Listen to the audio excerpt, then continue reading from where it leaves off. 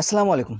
আজকে আমরা বাইনারি থেকে অক্টাল এবং অক্টাল থেকে বাইনারি পদ্ধতিতে রূপান্তর শিখব। এর আগের ক্লাসে আমি তোমাদেরকে দশমিক থেকে যে কোনো সংখ্যার রূপান্তর এবং যে কোনো সংখ্যা থেকে দশমিকের রূপান্তর শিখিয়েছিলাম। তো তোমরা যারা সেই ক্লাসগুলো দেখোনি তারা কিন্তু ডেসক্রিপশনে লিঙ্ক দেওয়া আছে, সেখান থেকে সেই ক্লাসগুলো দেখে নিতে পারো। আজকে আমরা অবশ্য বাইনারি থেকে অক্টাল এবং অক্টাল থেকে বাইনারি রূপান্তর শিখব। তো তোমরা যদি নিয়মিতভাবে ধারাবাহিকভাবে এই ক্লাসগুলো পেতে চাও তাহলে অবশ্যই চ্যানেলটাকে সাবস্ক্রাইব করে রাখবে এবং ভিডিওটিতে লাইক দিয়ে শেষ পর্যন্ত দেখতে থাকো। ক্লাসটা শেষ পর্যন্ত দেখলে তুমি কিন্তু একেবারে স্পষ্টভাবে বাইনারি থেকে অক্টাল এবং অক্টাল থেকে বাইনারিতে রূপান্তর শিখতে পারবে। তো কথা না বলে চলো মূল ভিডিওটি শুরু করি। প্রথমত বিষয় হচ্ছে, আমরা মনে করি একটা বাইনারি সংখ্যা এখানে লিখলাম যে 1 0 1 1 0 1।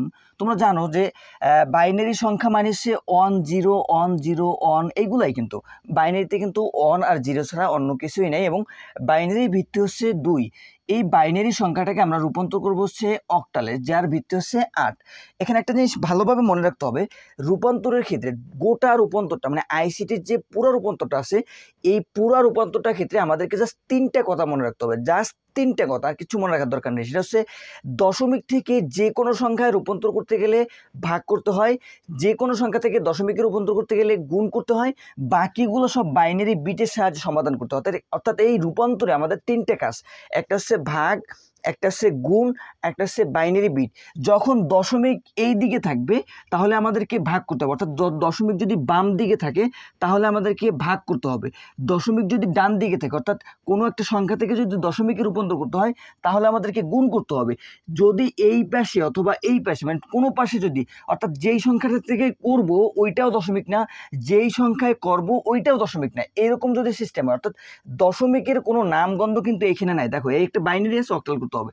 দশমিকের কোনো নাম যখন না থাকবে তখন আমাদেরকে ভাগও করার দরকার নাই, গুণও করার দরকার নাই, আমাদেরকে জাস্ট বাইনারি বিট বের করতে হবে। এই কথাটা একেবারে মাথায় একেবারে মানে সেট করে রাখবা যে দশমিক থেকে যখনই আমাদের কিছু করতে হবে তখনই হয় ভাগ করতে হবে, না হয় গুণ করতে হবে। যখন দশমিকের নাম থাকবে, যখন দশমিকের নাম থাকবে না, দশমিক এপাশেও থাকবে না ওপাশেও থাকবে না, তখন আমাদেরকে বাইনারি বিট বের করতে হবে। তো কখন আমরা কয় বিট বের করবো? দেখো 2 এর উপরে যদি আমি পাওয়ার 3 দিই, 2 এর উপরে যদি আমি পাওয়ার 3 দিই তাহলে কত হয়? 8 হয়। অর্থাৎ বাইনারির ভিত্তি হচ্ছে 2, এর উপরে পাওয়ার যদি 3 দেওয়া হয় তাহলে অক্টালের ভিত্তিতে রূপান্তর হয়। তার মানে আমাদেরকে 3 বিট নিয়ে করতে হবে। যখন আমরা অক্টালে করব তখন আমাদেরকে 3 বিট নিয়ে করতে হবে। যখন আমরা হেক্সাডেসিমেলে করব তখন আমাদেরকে 2 এর উপরে পাওয়ার 4 মানে হচ্ছে 16, অর্থাৎ হেক্সাডেসিমেলের ভিত্তি কত? 16, তার মানে আমাদেরকে 4 বিট নিয়ে করতে হবে।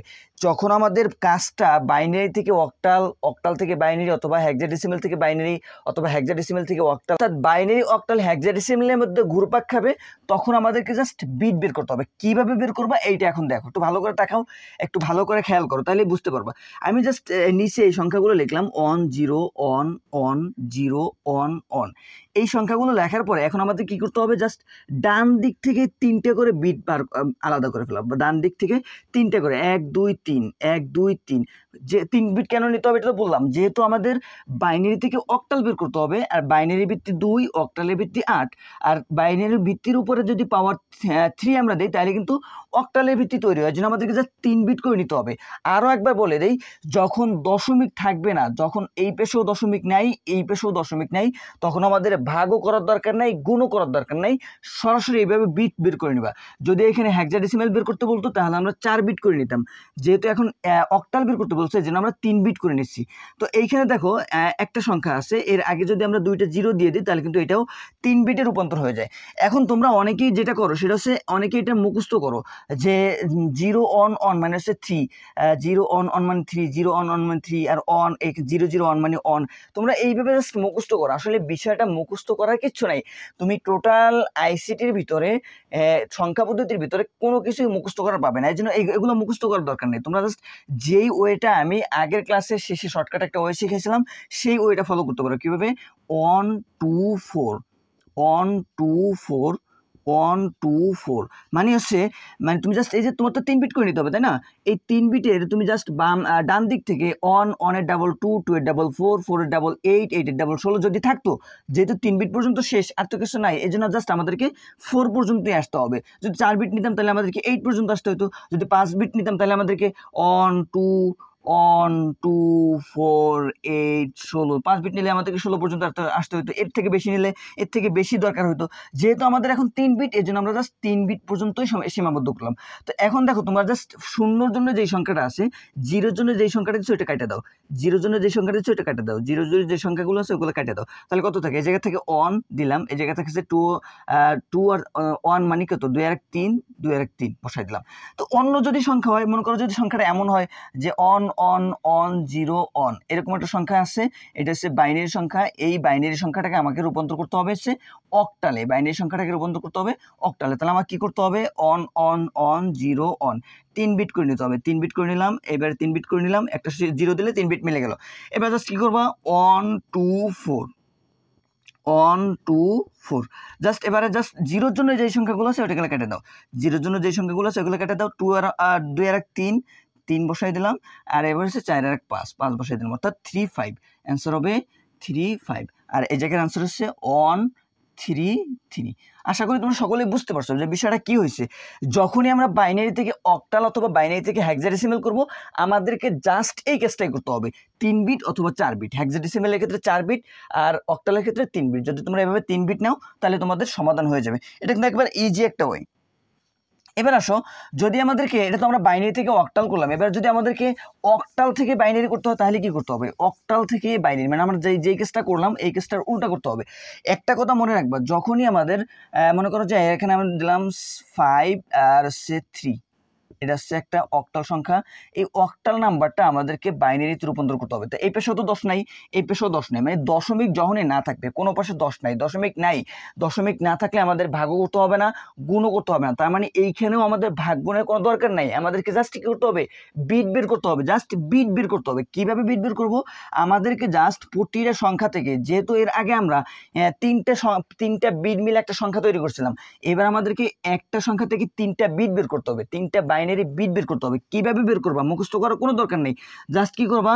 3, এই 3 অর্ধেক কত? 3 অর্ধেক হচ্ছে 3 অর্ধেক 1, 3 অর্ধেক মূলত 1.5। এই টেকনিকটাও কিন্তু আমি একটা আগের ক্লাসে শিখেছিলাম যে কিভাবে একটা দশমিক সংখ্যাকে বাইনারিতে রূপান্তর করতে হয়। মনে করো একটা দশমিক সংখ্যা আছে আমার কাছে 50, এই 50 দশমিক সংখ্যাটাকে আমি বাইনারিতে রূপান্তর করবো। কিভাবে করব? জাস্ট 50 লিখবো ডান দিকে, তারপরে লিখবো 50 অর্ধেক 25, 25 অর্ধেক 12, 12.5। আমরা কোনো দশমিকের ভিতর যাবো না যে 12.5, 13.5 এরকম না, 12।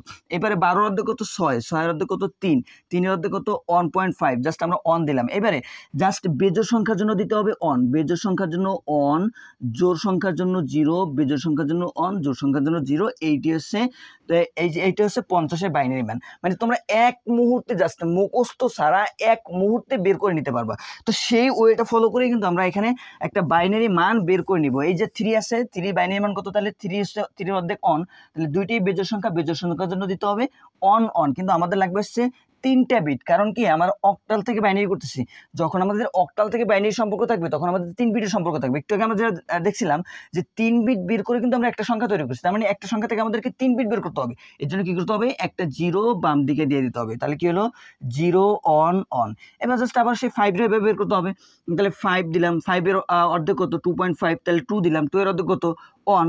এবার জাস্ট বেজোড় সংখ্যার জন্য 1 দিলাম, জোড় সংখ্যার জন্য 0 দিলাম, তাহলে 1 0 অন, 1 0 অন। তোমরা অনেকেই এই বাইনারি মানগুলো মুখস্থ করো। 1 মানে অন, 2 মানে অন 0, 3 মানে অন 4 মানে অন 0 0, 5 মানে অন 0 অন, 6 মানে অন 0। আসলে এইটা মুখস্থ করার তো কিচ্ছু নাই, মুখস্থ করার কোনো দরকারই নেই। তুমি জাস্ট এই টেকনিকটা অবলম্বন করে এক মুহূর্তেই যে কোনো বাইনারি সংখ্যার মান বের করে নিতে পারবা। তার মানে আমাদের এখানে মানটা কি আসলো? 5 3 মান আসলো 1 0 অন, 1 0 অন, 0 অন। এটা হচ্ছে অক্টালের বাইনারি মান। ঠিক এইভাবে তোমরা যে কোনো অক্টাল সংখ্যাকে বাইনারিতে রূপান্তর করতে পারবা, আবার যে কোনো বাইনারি সংখ্যাকে অক্টালে রূপান্তর করতে পারবো। যেমন এই সংখ্যাটাকে আমরা মনে করো আমাদের এই পেশের সংখ্যা দেওয়া নেই, এই পেশে কিছু দেওয়া নেই, আমরা জাস্ট এটাকে থেকে বাইনারি বের করবো। তাহলে আমাদের কি করতে হবে? জাস্ট এই পেশ থেকে 3 বিট নিতে হবে, এই পেশ থেকে 3 বিট নিতে হবে। এবার আমরা কি করবো? 1 2 4, 4 এর জন্য সংখ্যাটা কাটিয়ে দিলাম যেহেতু 0 আছে, 1 2 4, 2 কাটিয়ে দিলাম যেহেতু এখানে 0 আছে, 0 এর জন্য সংখ্যা কাটিয়ে দিলাম। এবার 2 আর 3 আর 4 আর 5, তাহলে অ্যান্সার কত হলো? 5 3, মানে আমরা জাস্ট এটা থেকে এটা বের করলাম, আবার এটা থেকে এটা বের করলাম, মানে একেবারে সহজ হয় না? ঠিক তো এইভাবে তোমরা কিন্তু যে কোনো সংখ্যার মান বাইনারি থেকে অক্টাল এবং অক্টাল থেকে বাইনারিতে রূপান্তর করতে পারবা। তো তোমাদের জন্য একটা হোমওয়ার্ক আছে, সেটা হচ্ছে তোমরা 5 এই অক্টাল সংখ্যাটাকে বাইনারিতে রূপান্তর করে কমেন্টে জানিয়ে দেবা। এই অক্টাল সংখ্যাটাকে বাইনারিতে রূপান্তর করে কমেন্টে জানিয়ে দেবা। তো দেখা হবে পরের ভিডিওতে। তোমরা চ্যানেলটাকে সাবস্ক্রাইব করে রাখো, কারণ তোমাদের ধারাবাহিক ক্লাস কিন্তু আইসিটি ধারাবাহিকভাবে ক্লাসগুলো এই চ্যানেলে আপলোড করা হবে। তো দেখা হবে, ততক্ষণে ভালো থাকো, সুস্থ থাকো, আল্লাহ হাফেজ।